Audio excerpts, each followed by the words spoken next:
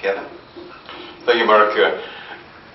I agree. I believe we should be more responsible in using the resources we have and recycling as much as possible. Frankly, again, I live this every day. When I built my home, the entire pile of stuff left over that was the waste from the construction fit in the back of one pickup truck. And try that with a 3,500 square foot home elsewhere. Why? Well, and also I built it with much surplus materials from auctions and things like that, and I recycled a lot of the dollars that I needed in order to do that.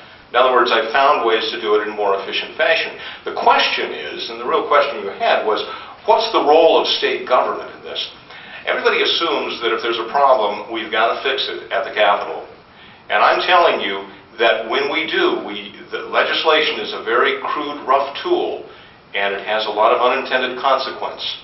And what is more often the best answer is to sort out what's the best public policy so that we can literally get out of the way and let people do what they can just.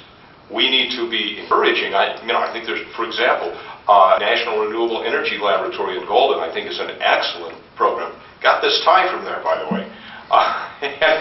And that's research and development and technological advances. That's good. But when they find answers, they don't try to then go build a plant. No, they turn it over to the private industry where it can be most efficiently put into the economy and the production for the people of this nation. So too, the state of Colorado needs to be very strategic and careful and selective in what mandates we put, and rather empower and enable the people to do what they're learning to do very well, even at this time. Thank you. Gerry, you want to talk about recycling? Sure. When I was on the Fort Collins City Council, one of the things I always try to look at when we look at trying to improve things to get a Department of Natural Resources going is to do it in a way that isn't, you don't tell others how to do something until you do it yourself. So the city then made sure they were doing the recycling first before we suggested to the community how to do it. And I think the same thing would be in Larimer County, that I would take a look at the organization and not just recycling. When I talk about recycling, I'm talking about going green basically. It's from buying the vehicles that you're going to use to the paper that goes through the copy machine, or taking a look at the overall life cycle cost. And one of the mistakes we often make in our society is a first cost bias. We look at the price of something but not really think of what the price of that particular good is through its entire life phase and cycle. And as we have been doing that, businesses are doing that. That's why there's all the stuff on appliances these days that you see for what their cost for energy, so you can factor that into your prices. I think it's an essential thing for government to do, but to first make sure it does its own job first before you'd ever tell another person how to do recycling or how to do what vehicles to buy. Thanks. This past summer I went to visit my mom and dad in Indiana, and I noticed that my dad had tons of newspapers and tons of soda cans that he had collected because the city where they live does not have a recycling program. But he's a very good environmental steward and decides to once a week take all of their waste to the recycling center. I think when I moved here, it was just amazing how easy it was to recycle.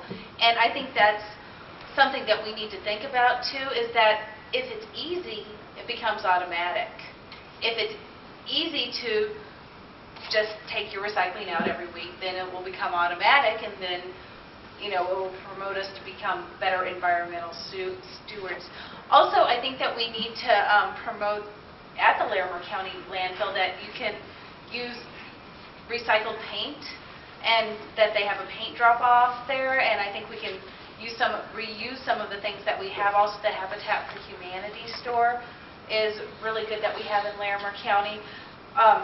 Finally, something that Sue was saying was just very interesting for me, because there's a store here in Fort Collins where they have someone who disassembles old bowling alleys and makes kitchen tables out of them. And I think if we can promote economic growth through being environmentally responsible, I think that we should. And when I become state senator, I promise to be an advocate for environmental stewardship. Thank you. Thank you, Jodi. Here is an issue that I think the state can really take strong leadership on. We just need strong advocates at the Capitol that are willing to make this a priority. And there's a lot of creative solutions around this. And I think Colorado Association for Recycling, two bills that were introduced, very much support of. One of which is, speaks to environmentally preferable purchasing, which really encourages, as many of you may be familiar with, state contracts to really look at when they're purchasing items as long as they're cost effective within 5% of a normal purchasing contract, that we're actually encouraging state contracts to look for environmentally friendly purchases. Definitely in support of that. It's a creative kind of out-of-the-box idea. The other thing that we do very well is with our waste tire fee, and I know that's a proposed piece of legislation, House Bill 1074, that also speaks to that. We just need really strong advocates at the Capitol that are willing to prioritize this issue. My opponent had said, yes, I'll be involved on that issue. I not only will be involved, I plan to sponsor and co-sponsor legislation and be a strong advocate for recycling. I come from a state that had recyclable plastic bottles for soda. You go in Michigan and you don't see any bottles. It's 10-cent recyclable. People are out there with garbage bags, throwing them in and cashing them in and getting... But we need strong community advocates at the Capitol to really make this a priority. Thank you, Don. Here it is. Oh, I'm sorry. I do it again. Start with you. No, then you can give your wrap-up. Okay, thank you.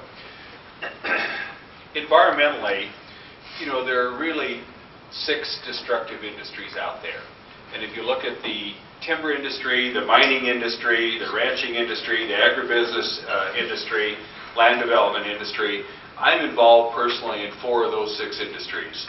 And I know in every one of them, in the petroleum industry, in the agribusiness industry, in the ranching industry, in the land development industry, we're wearing the white hats. And we want to wear the white hats when it comes to the environment. All those industries are stepping forward. It's a slow process in some cases, but they're all stepping forward and they're all saying we need to do the right thing and we need to do things right. And I feel very comfortable about that. I'm involved in those. I sit on boards in all those industries. I sit on a board of directors of companies in the petroleum industry. And I know it's very important that all of us do our part in the environmental world. And I'll go back to my 2 grandchildren, 5 and 2. And I know that each one of us has to do our part to protect our grandchildren's lives in the future, and that's the earth. Thank you. Okay, Sue. Thank you, and I also want to say thank you for having me tonight. That was very kind of you. My main focus is going to be renewable energy and energy conservation and other strategies that are kind to the environment. That's my #1 priority. And I think Colorado is in a position to take the national lead in renewable energy. We have so much sun, we have so much wind, we have nationally known experts, we have research going on right here in Larimer County into upgrading the grid to add some storage to it perhaps and make it actually handle renewable loads and renewable sources. We need to actually make the effort, make the investment, and move forward with this. And I think if we do, we'll find that our economy will respond in a favorable way, and we'll be in a position ahead of our neighbors and ready to take advantage of our economic advantage. Thank you, Kevin. Thank you also for this time we've had here. I think it's been a good, healthy discussion. Back in 1979, I had the extraordinary opportunity to walk along as close as practically possible, the Continental Divide here in Colorado, from Wyoming down to New Mexico. And it was over an 80-day period, and I developed a deep appreciation for our state and for all that God has blessed us with in this incredible state. It really has extraordinary possibilities.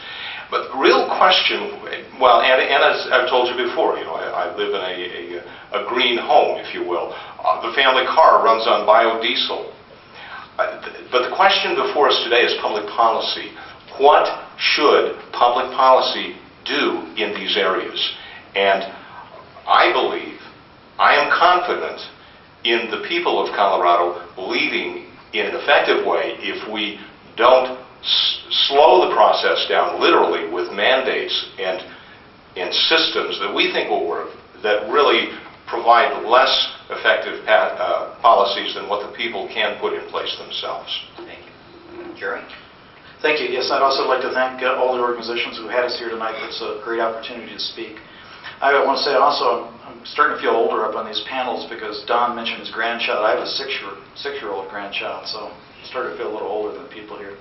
Anyway, but what I want to do is make Larimer County a better place for our children and grandchildren, and to make sure that we take the environment into consideration of all sorts of things that are happening. Back when the Natural Resources Department was created in the city of Fort Collins, there was a controversy whether it should be regulatory or should be more of a cooperative approach. It's more important to have the values instilled in people to be a value that they have than to tell them what exactly to do, the hard sort of government thing that Kevin alludes to, that it's not always a good idea. Because when those folks go out of power, nothing will be happening, whereas if you have that sort of the value of being part of what people are, that's what you have. And the recycling is an example of that. Everyone now thinks it's a great idea. 30 years ago, few people did. Okay, thank you, Jennifer. Thanks. My job is to help two groups of people that don't normally communicate start to communicate.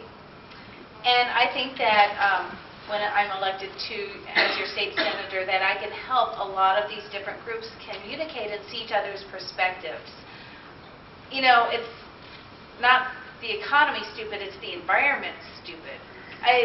Of course, we have to be concerned for our environment because that affects our economy.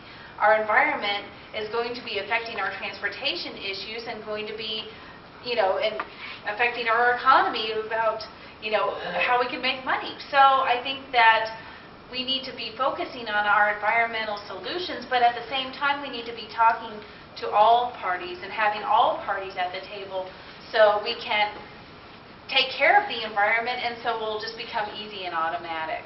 Thank you very much. Jodi? Well, the last party and closing comment, I'd just like to say proceed with caution. Don, my opponent, mentioned developers were wearing the white hat, and I would respectfully disagree with that. And I'll share a short story with you in closing. I recently interviewed for a candidate endorsement interview with many of the developers and the real estate folks in Loveland. And one of the things that they asked me was around development areas and who's responsible for paying for the environmental implications of our development, as well as transportation and roads. And one of the things became very clear to me was a message that they do not feel that they are responsible for those fees and that destruction that happens around their development, but rather you and I, the taxpayers, are responsible for that. Subsequently, I did not walk with that endorsement, my opponent did. So I just encourage you to proceed with caution, especially around the area developers that kind of disguise themselves as being stewards of the environment when we really do truly need strong environmental champions at the Capitol. Do your homework. Well, thanks to you all, and will you join me in thanking our candidates?